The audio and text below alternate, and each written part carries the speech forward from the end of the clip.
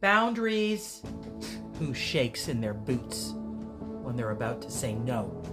When they're saying, hey, that doesn't really work for me, or I don't like that, or I need to actually say no.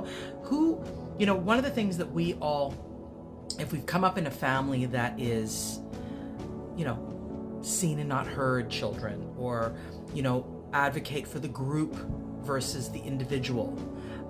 We're trained, essentially, kind of brainwashed, kind of trained to mute our own boundary setting instincts in our own body. And so the cues that are generated from our body are kind of muted. And so we really don't know how to draw boundaries. We muddle around and we people please and we avoid conflict and all those things. But the reality of it is that if you do that, you burn out. And if you do that, you start to resent people, and then you will ghost them, or you will have relationships that do not really honor you. And as such, the journey of creating good boundaries, good relationships, good experiences with people is kind of, and as a psychotherapist, I'm a psychotherapist, I see this constantly. People resenting other people being in relationships that don't work for them. And when I say, well, did you say no? Did you draw that boundary? They're like, no, I don't want to ruffle feathers. I don't want to whatever. Did you ask for what you need? No.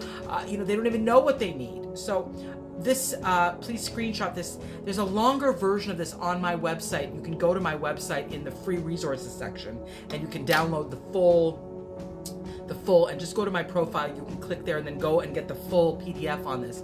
But let me just move out of the way so you can screenshot these very basic ones. I think they're really, really good.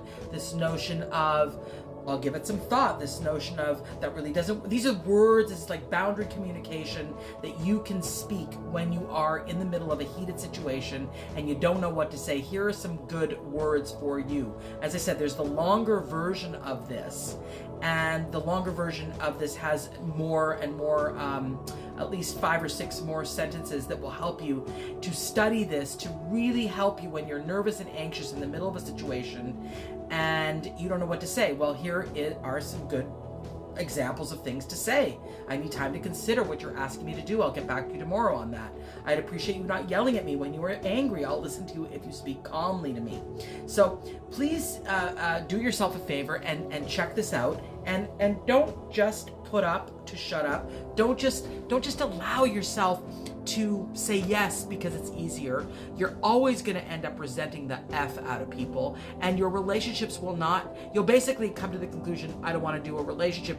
No, relationships are what make us happier generally in life. Relationships are what actually make life richer, generally speaking. But we need to learn, if we haven't been taught in our family of origin, how to have a relationship and how to do good boundaries. So check this out and screenshot it for yourself. Go to my website and get more, because there's all kinds of free resources. And don't betray yourself. Stop betraying yourself.